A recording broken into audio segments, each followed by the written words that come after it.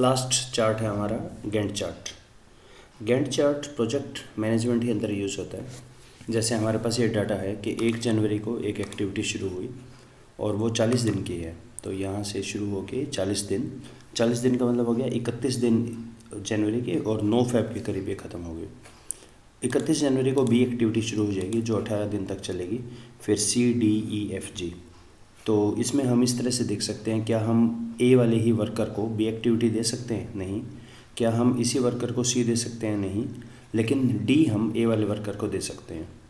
इसी तरह B worker जिसको हमने बी एक्टिविटी दी है उसको ई दे सकते हैं, सी को F, and so on. Project management के अंदर ये यूज़ होती है। तो आइए देखिए ये चार्ट कैसे बनता है।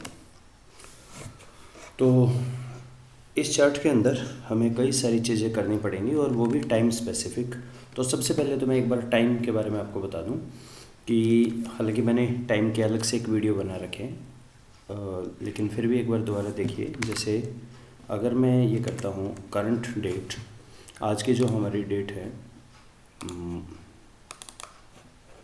अक्टूबर 28, 2015। तो चलो ये तो 10 से पता लग गया अक्टूबर है। अगर मैं 2/2/15 लिखता हूँ, ये शायद पिछले वीडियो से रह रहा है इनके, अगर मैंने लिखा 2/2/15 तो ये कैसे पता लगा कि ये, चलो 2/2/15 तो 2 फरवरी ही होता है। अगर मैंने लिखा 3/4/15 तो ये कैसे पता लगा कि ये मार्च 4 लिखा है या 3 अप्रैल लिखा है? तो आप हमेशा अपने सिस्टम की डेट देखें, आपने अपनी डेट किस तरह से दी हुई है। बाय डिफ़ॉल्ट ये मंथ और डे ईयर यूएस प्रोडक्ट है ना, इस तरह से चलता है। तो खैर उसको हम चेंज भी कर सकते हैं। उसके लिए आप प्लीज़ जो दूसरी प्लेलिस्ट है टाइम स्पेसिफिक फंक्शंस की, उनको एक बार देख लें। तो लेकिन एक चीज़, एक्सेल का जो कैलेंडर शुरू होता है वो शुरू होता है 31 दिसंबर सन 1899 से। तो जब हम बोलते हैं 1 जनवरी 15, एक्चुअली 31 दिसंबर 1899 से यहाँ तक 42,005 दिन पूरे हो गए हैं। ये एक हमें याद रखना पड़ेगा। तो वापस आ जाते हैं हम डेट फॉर्मेट में। तो ये वाला हम शुरू करते हैं चार्ट बनाना ब्लैंक से, कुछ सेलेक्ट नहीं करते, सिंपल एक हम बार चार्ट को इंसर्ट कर लेते हैं, स्टैक को इंसर्ट कर देते हैं। ओके, इसमें कुछ नहीं है। अब हम बारी बारी डालते हैं सिलेक्ट डाटा। सबसे पहले हमने डाटा डाला अपना सीरीज़ नेम, डेट्स, और यहाँ पर कौन सी वैल्यू डालें, इन वैल्यूज़ को डाल दीजिए।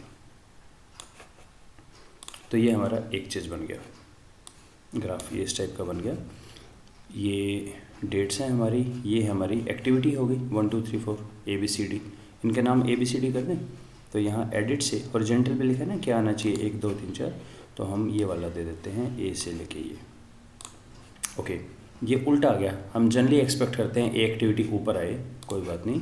ये इसकी प्रॉपर्टी होनी चाहिए, राइट क्लिक फॉर्मेट एक्सिस, यहाँ पर देखिए इंटरवल बिटवीन टिक मार्क्स 1, ठीक है, ऑटोमेटिक हो, कैटेगरीज इन रिवर्स ऑर्डर, टिक किया, चलिए ये काम तो हो गया, कैटेगरीज बन गई हमारी।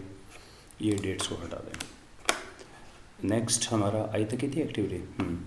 नेक्स्ट है हमारा ये भी आना चाहिए डे, एक्चुअली तो यही आना चाहिए, तो कोई दिक्कत नहीं। सिलेक्ट डाटा और हम ऐड कर देते हैं डेट्स, और वैल्यूज़ होंगी, इसको हटा के इनको भी डाल दीजिए, ठीक है। ओके, बेसिकली तो हमें रेड वाला ही दिखाना है अपने चार्ट पे, तो ये नहीं दिखाने तो इनको उड़ा दें, नो फिल। ओके, अब क्या हो रहा है इस चार्ट में, ये चार्ट अपने आप इसने शुरू किया फॉर्मेट एक्सिस 14,900 से 42,200, यानी 18 सितंबर 2014 से।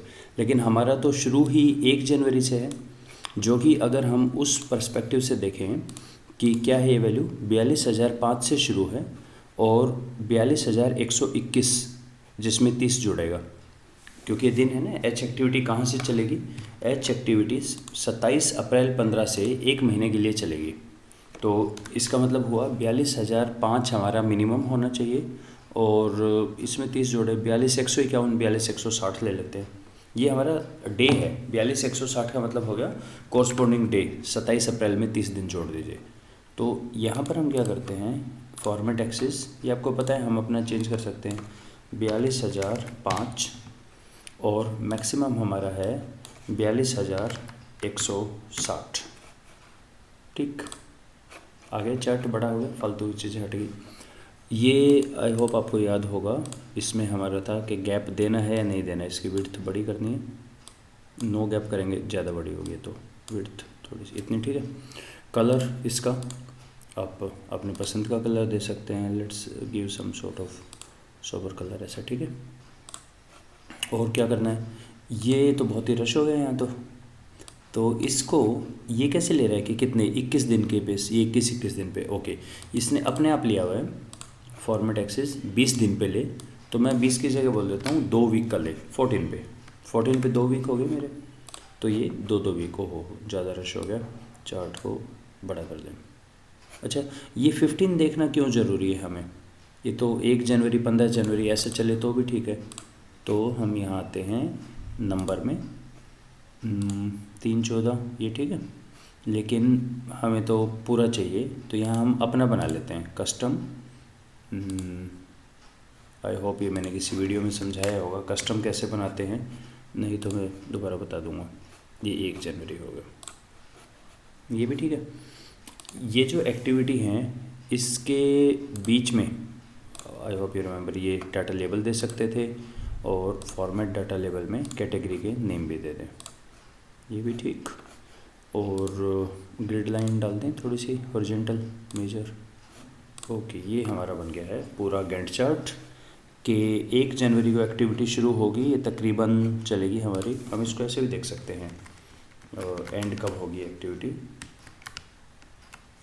ये मैंने लास्ट वीडियो में वाइट किए थे, equal to this date plus this date, 10 फरवरी को ये एंड होगी।